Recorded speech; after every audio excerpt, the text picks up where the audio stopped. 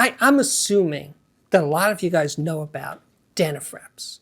Great company. I first came upon them in 2019 when I reviewed their most affordable DAC. It was called the Aries, and it knocked me out.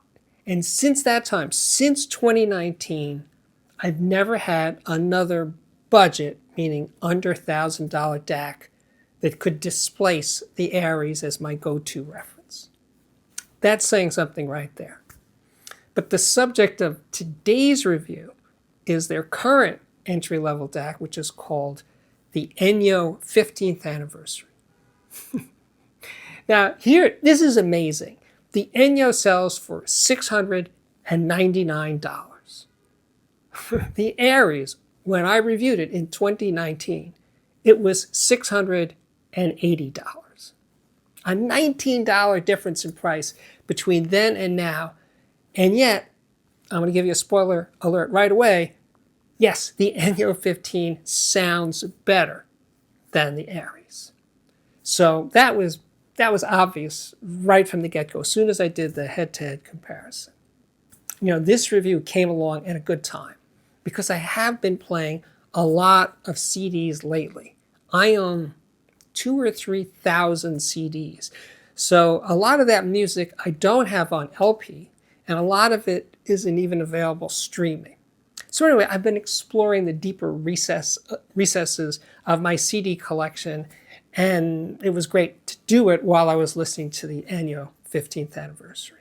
So the timing worked out perfectly. Oh, I have two quick notes.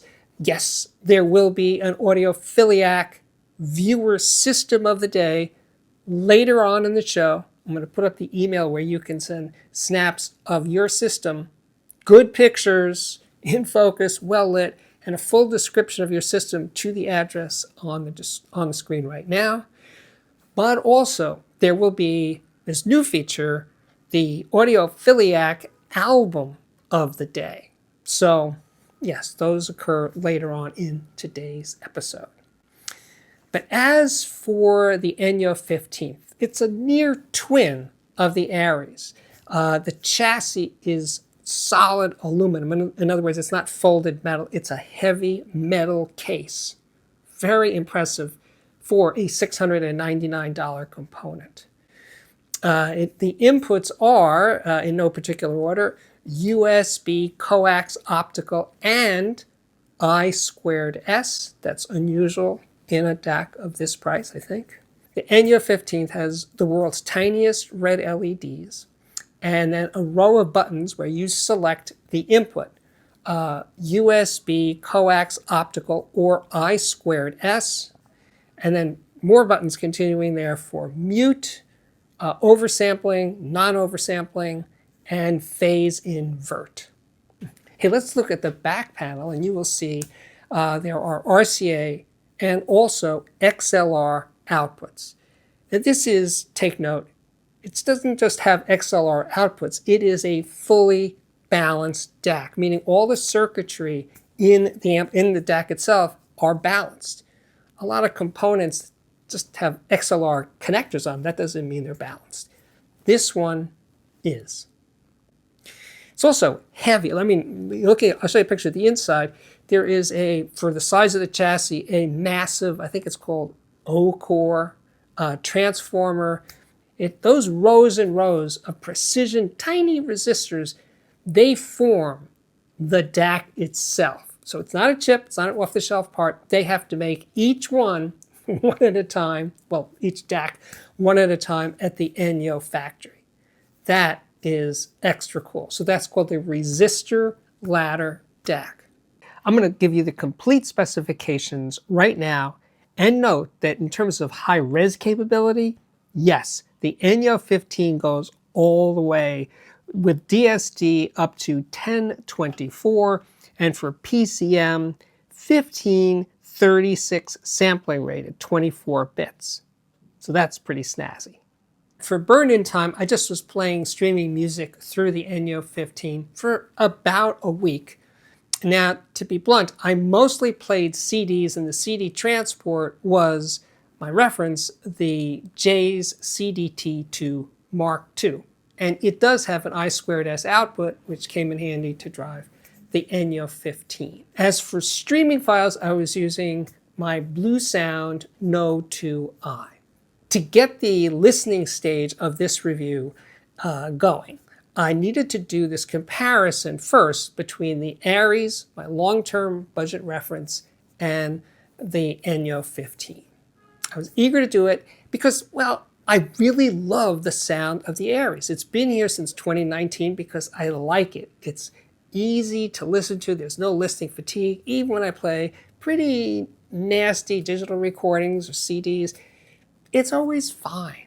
That's it. It's like a no fuss kind of thing. So anyway, so what would the Enyo 15 bring to the party? And the answer is, it's not as warm, but it is definitely clearer. Leading edge transients like with drums and brass instruments, those like pop through with greater gusto. I mean, you really hear that contrast that is a bit muted by the Aries, and it seems like it's more dynamically alive. And also what I mean by that is that the gradations, not just big loud dynamics, but just subtle dynamic shifts like in drumming and stuff like that, they come through definitely clearer in the Enyo 15. So there is a difference. Now, if I had to put a number to rate the difference between the Aries and the Enyo 15, I'd say in the ways that I just described, the Enyo 15 is 20% better. So it's not a day and night difference. It didn't blow it away. No, it didn't do that. But it is distinctly better in terms of speed and resolution and clarity. Here into the mix more, spatial relationships are more clearly revealed. Timing is a little better in terms of toe tappingness, all that kind of stuff. Yes, it's a distinct win for the Enyo 15. And I'd say the difference is, I don't know, I think I said it, a 20% improvement. I did compare the oversampling versus non-oversampling sound, and this is subtle stuff. This is not nearly as big as the difference between the Aries and the Enyo 2. It's not that kind of sound. But I would say that the non-oversampling is more Steve. It's just nicer sounding, and the oversampling gives you more, let's say, apparent detail. But I don't know. I wasn't pressing that button that much to do this part of the test because it wasn't doing much for me. So it's there. If you're into that sort of thing, it's nice to have. Moving right along, I wanted to listen to some very high resolution audio. And I selected this Neil Young album. I think it's a pretty recent record. It's on his streaming website, or it's a freebie or something. But anyway, it is 176 kilohertz sampling rate and 24-bit resolution. And Neil Young has been into high res for a long time. He's not new to this. And this one does not sound exceptional. Yes, it's very high res, but what makes a recording sound good, in my opinion, is the recording itself. Meaning, the choices made by the engineers and producers in terms of the microphones used and the microphone preamplifiers, the electronics in the recording chain, and the conversion from analog to digital, and the space itself, the acoustics of the recording venue, the talents of the recording engineer and producer. Those are the things that make great recordings sound great. Having it in high resolution is like the cherry on top, but it's not what goes underneath the cherry. It's the recording itself that it is either great or not great or mediocre or average, right? This Neil Young record, it's okay. It didn't light my fire. It wasn't like, oh my God, it sounds amazing because it's really high res and Neil Young is passionate about high res. No, not really. But a recording that I listened to on CD, made by some very talented people. Yes, I'm a little biased here. My friend David Chesky, and I think I might have actually been working at this session. The album is called The Body Acoustic. And it's kind of like a Latin jazz groove. Randy Brecker plays trumpet on the record. Giovanni Hidalgo plays congas. It's a groove, and it's awesome. It was recorded in a church on 20th Street in Manhattan.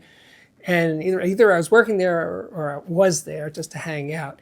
And it's like 15 years ago or something. But anyway, That sounded amazing. That sounded so good. And it's just a CD. Way, way, way better than the Neil Young. So the point is that the Enyo 15 took me there. It took me back to that session. I could hear into the room, into that church, the relationships of the musicians, and it's very dynamic. These recordings that Chesky makes are not dynamically compressed. They're not equalized. They're basically a document of what went down at the session.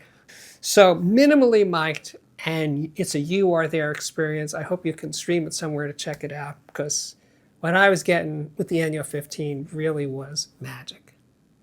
I was playing the first Vanilla Fudge record. If you weren't around for that, it's okay. But anyway, it's a trippy, weird record from the late 60s. They're doing a lot of cover tunes like You Keep Me Hanging On and Ticket to Ride in a very different arrangement. It's not a great recording. It's a crunchy, it's a nasty recording in terms of the transfer to the digital, and the Enyo 15 let me hear how unpleasant the recording was. I still love the music itself, but the recording is not, I wouldn't listen to that for fun. You know, if you could wear out a CD by playing it too many times, I would have worn out this CD by Steve Earle. It's called El Corazon in 1997. I bought this CD in 1997 and I played it over and over and over again.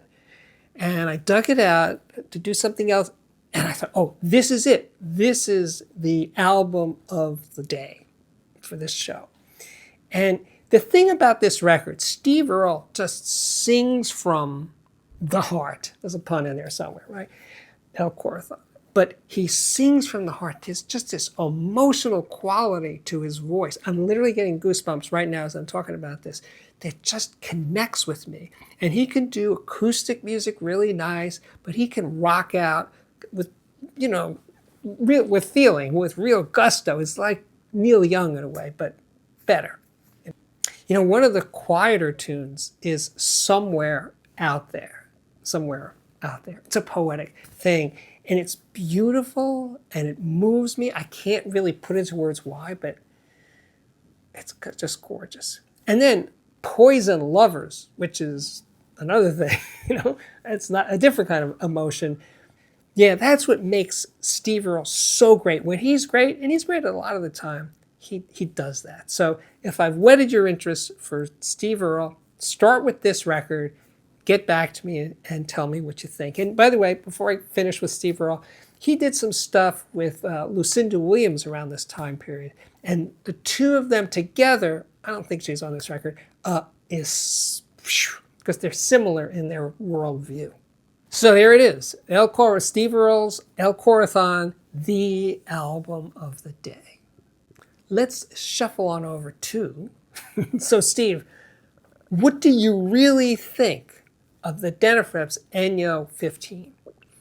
Well, it is a bargain component. It's well under $1,000, but my experiences of living with it and talking about it and it sounds like a lot more money. And it looks more expensive than it is. And it's certainly, when you pick it up, it's hefty for a small piece. It feels really like it's going to last forever. So, yes, well, we'll see. I'm not going to jump so fast to say this is going to replace the Aries, but it's going to stick around here for a while. They're going to be duking it out for a while. And if anything changes, I will definitely get back to you. But it's that good. Speaking of good, yes, it is now time for the Audiophiliac viewer system of the day. Trevor sent in these pictures, and this is his system. The turntable is a Technics SL1200G with a HANA ML cartridge mounted in a Yamamoto headshell. Amplifier, Jadi Orchestra Mark I with Brimar and vintage Philips tubes. Underneath, there's an EAT E-Glow Petite phonostage with vintage Mullard tubes. The speakers are Sterling LS35A V2 in rosewood, Sub SVS 3000 micro. There's GIK bass traps in each corner of the room.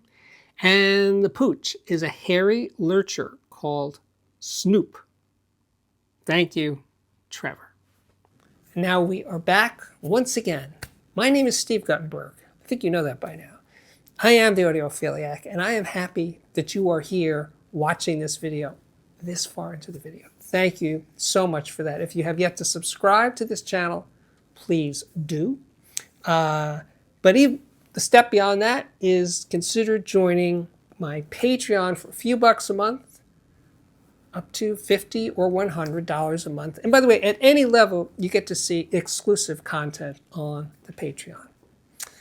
But the people at $50 or $100 a month, you and I have a conversation every month at the beginning of the month. And those conversations, as I mention from time to time, are fantastic. I enjoy doing them. I've enjoyed meeting so many people who watch this show. So it's a thrill for me.